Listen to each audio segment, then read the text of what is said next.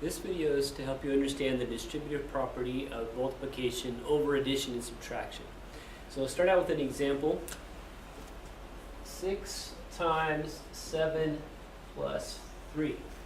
Now if you remember from order of operations, we know that we would normally do this problem with the parentheses first. So we would take the 7, I'll rewrite this for you real quick. You usually indicate what you're going to do there. 7 plus 3 first, and that would give you 10 because parentheses comes first in order of operations. And then I would multiply by 6 and we get an answer that's 60. And we can certainly perform a lot of operations like that. But the distributive property allows us, when we have multiplication right here over addition right there, to multiply in smaller chunks and then add, rather than adding and then multiplying in a big chunk. So here's what it looks like. It looks like 6 times 7 as one chunk. And then the other chunk is 6 times 3. And then we add those together last instead of adding and then multiplying. So 6 times 7 is 42. And 6 times 3 is 18. And when you add those together, you get 60, the same exact answer. And to understand why this works, we can look at the area model of multiplication.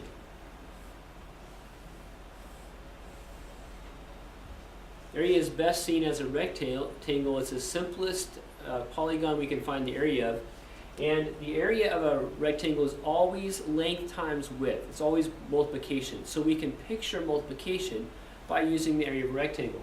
So this problem would look like one dimension being 6, we'll call that the length, and the other dimension being 7 plus 3. So it'd be 7 here and 3 here. So it'd be something that looks like that. So one rectangle broken up into 2 smaller rectangles.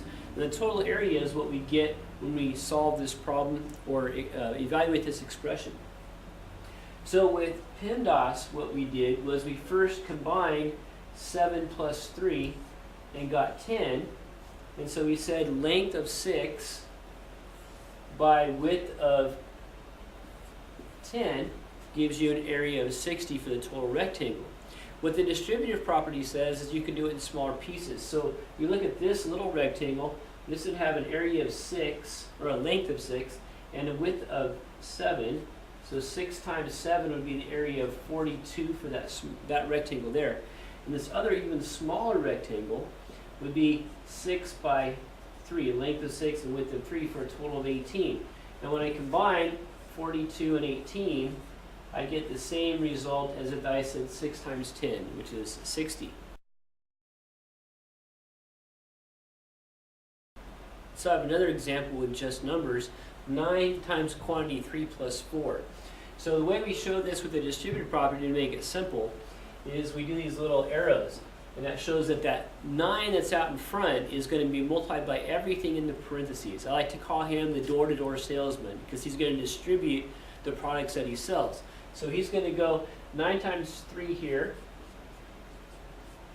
And then the 9 is going to be distributed to the 4. So you get 9 times 4 here. And then we add those together. So we get 27 and then we get 36. And when you combine those, you get about 63. Okay, now if you want to verify that using PEMDAS, you can, because with PEMDAS, remember, we would first add and get 7 and then multiply, and we get a total of 63. And they both work, and sometimes one is more efficient than the other. Now this next example illustrates why we use a distributive property. Sometimes it's more efficient to use PEMDAS when evaluating expressions. However, when we introduce variables, that's no longer possible. So we can still use the distributive property to rewrite an expression like this, 3 times quantity x plus 1. Using that same strategy, we can multiply the 3 times the x,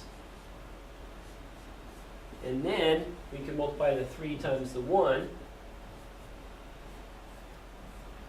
and then we find what those products are. 3 times x is just 3x, 3 times 1 is just 3. And that's as simple as I can make that, 3x plus 3. Since I don't know what the value of x is, I can't get to an actual number answer. X could be anything. I could put any input into x, it would change the value of this expression. So for now, we leave it as 3x plus 3.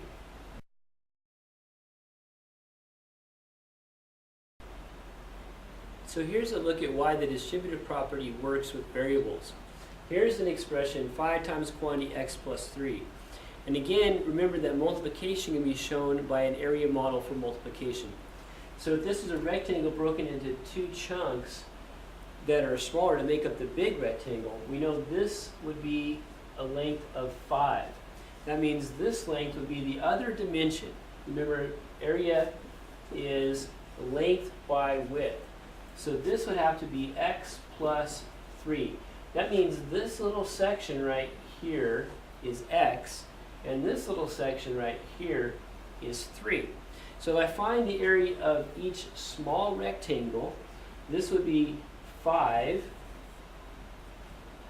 by x, or 5x. This one would be 5 by 3, or 15. So the resulting expression would be 5x plus 15. So we find that 5 times x plus 3, which is this whole length, ends up being the sum of the parts, 5x plus 15. Or if we distribute it out, 5 times x gives you 5x, and 5 times 3 gives you 15.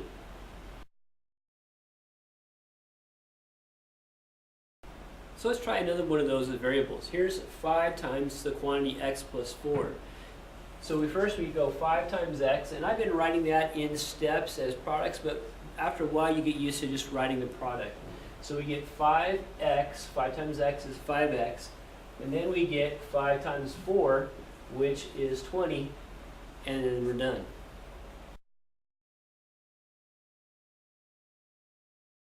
So the distributive property is handy even when we have more than one variable. In this example, we have 7 times the quantity x plus y, 2 different variables. We do the same process, however, and the first term would be 7 times x, and the second term would be 7 times y. 7 times x is simply 7 x's, and 7 times y is 7 y's. And because they're not the same type of variable, the same terms, we can't combine them any further. So that's our final answer, 7x plus 7y.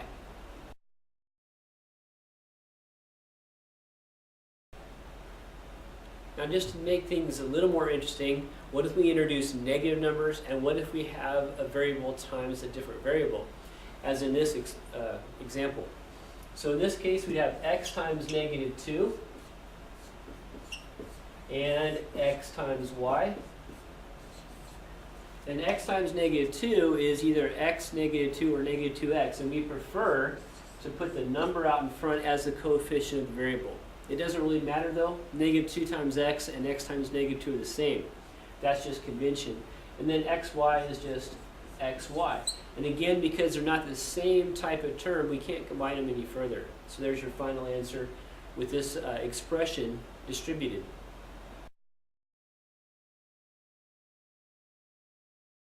Now the distributive property also works with multiplication over subtraction. I'll show you 2 ways to do this next problem. 4 times the quantity x minus 7. So the first way is the way I tend to prefer, which is to change the subtraction right there to an addition. Because we know that x minus 7 and x plus negative 7 will yield the same result. So I could change those without changing the value of the expression. Then it's a little bit easier for me to remember the rules for integers. So when I go ahead and multiply this 4 times x, I get 4x. And 4 times, remember that's a negative 7 now, you get plus negative 28. And that's an acceptable answer. Now some people prefer the other method, just leaving it subtraction, but you have to remember that that's really a negative 7. So doing it this way, I'll write that over here for you.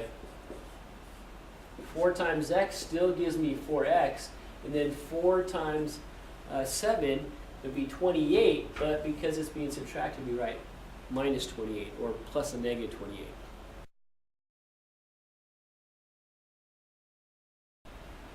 And finally, we get to some more algebraic examples where you end up with some exponential answers. Let's look at 2x times x plus 2.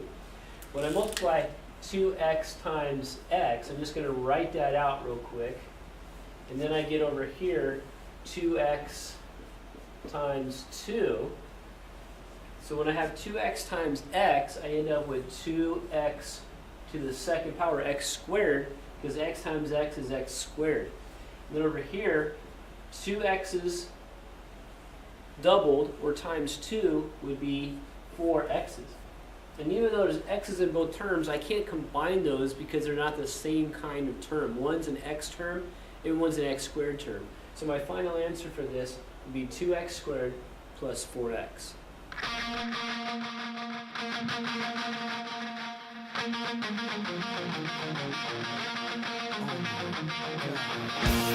God.